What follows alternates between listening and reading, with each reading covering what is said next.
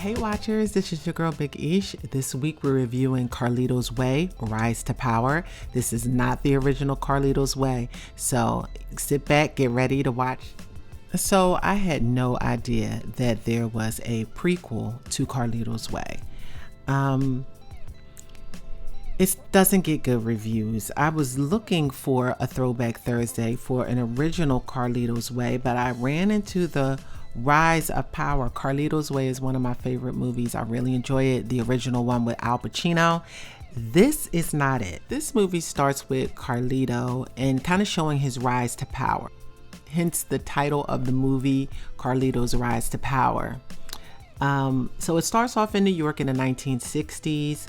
There are three top tier mafias, which is the Italians, the Puerto Ricans, and the blacks, which still seems to be the same today.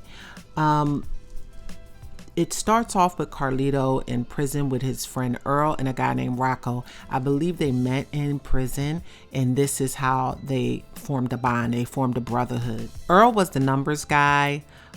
Rocco, he was the mob guy. He was connected to all the mob bosses and he knew them well. And Carlito was like a small, petty crime type of guy.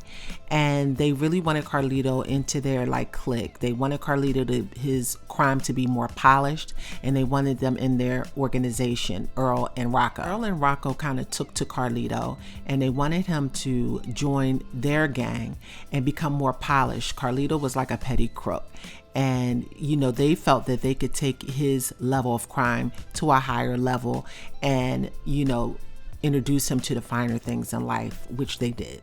Carlito served a purpose to Earl and Rocco because they needed someone to distribute heroin in the Puerto Rican neighborhoods. It wasn't easy for someone of a different descent to come into another neighborhood and start selling drugs.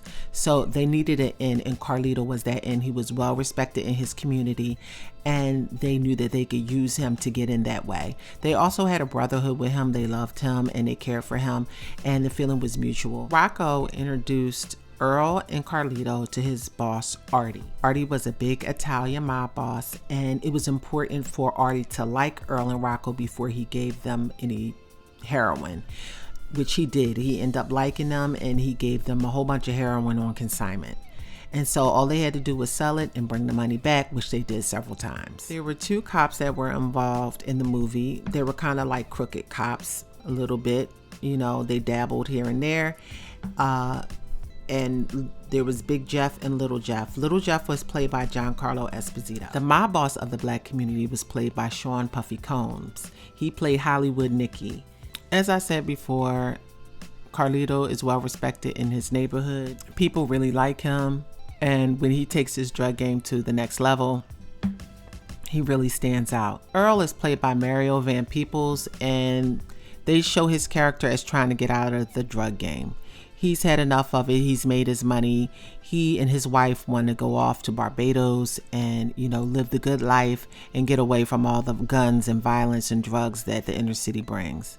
He tries to get Rocco and Carlito to go with him, to no avail. They're city guys and they love the street life and they're going to stay in the city. But Earl's game plan is to get out. Earl has a brother. Earl's brother is constantly in trouble, running off his mouth. He's drinking, he's always high, and talking crap about the guy's drug gang, but yet he hangs around drug dealers all day long and he condemns them for selling drugs, which I don't get. Earl's brother is named Reggie, and he's just a total jerk and ends up getting him and Carlito in some trouble with some of the mob bosses. Artie Jr. comes over while they're in a club to shake Reggie's hand because he knows that he is Earl's brother, and Reggie doesn't shake his hand, and not only does he not shake his hand, he spits in his face. They want to kill him, of course, after that, and they try to.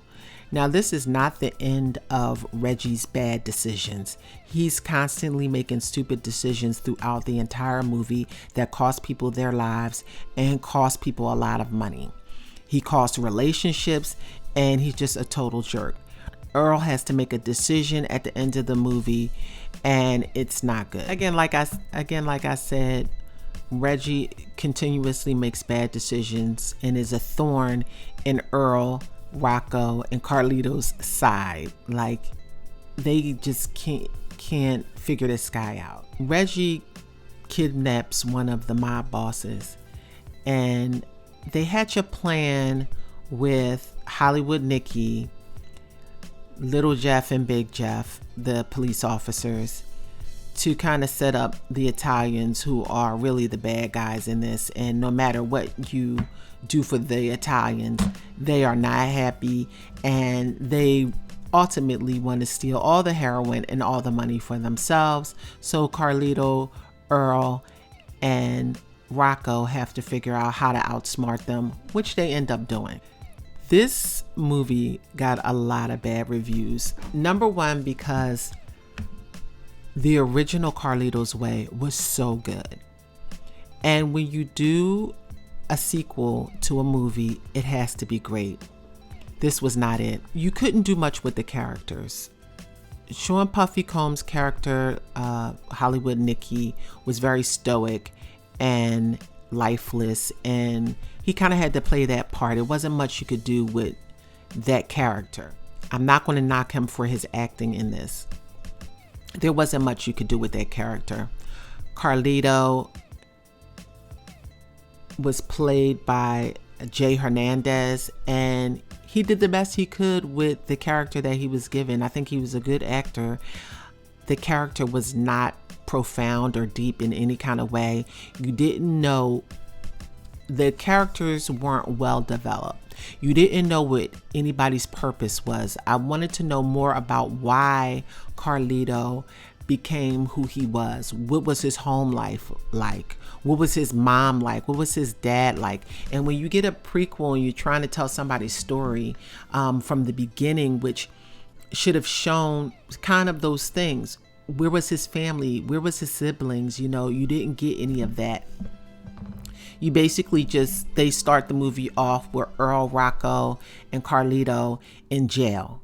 And so that's all you get from his history with these guys. You don't get anything else. And I felt that there was an opportunity lost here. These guys were great actors, and I thought the storyline was good, but I would have liked to see more character development. At the end of the original movie, Carlito's Way, Carlito ends up in jail, and this rise to power doesn't say how this happens. It doesn't go into that, so it doesn't really feel like a prequel, so to speak. It doesn't feel like that to me. I would have liked to learn more about the original Carlito, who was played by Al Pacino. What was his motive? What made him do the things he did? This movie was basically focused on the brother Reggie and Rocco, Carlito, and Earl outsmarting the Italians, which didn't seem like it took a lot to do. They weren't the smartest guys, and you know, they made mistakes at every turn. At the end of the day, I didn't hate the movie. I definitely didn't love it, but I didn't hate it. I wouldn't watch it. If you are a Carlito's Way fan, this is not going to give you that fix that you got from Al Pacino. It just isn't. It's something to watch. It's something to see. Judge for yourself. It was entertaining at best. I would not call it an epic movie. I thought it was a failure of a prequel to Carlito's Way. I did. However, the actors did a good job with what they had, and the script. The script was not the best. There weren't many twists and turns. You just had a brother who was a jerk. You didn't understand why he was doing the things that he was doing. None of the characters were well developed. So it kind of left me definitely flat. The screenplay was definitely flat for me. I mean, you know, it's some people that loved it. You know, I saw some reviews And, a lot of people shot it down. And then there's always a couple of people that thought it's going to be great. It is a happy ending at the end. It does end happily. But it's not the grit. It's not the street. It doesn't play out like the original Carlito's Way. It definitely is a letdown for me. Tell me what you think. Did you see Rise to Power, Carlito's Way, Rise to Power? Did you like it? Or were you the only one that liked it? I don't know. But you know what? It was released in 2005, so it's definitely a Throwback Thursday.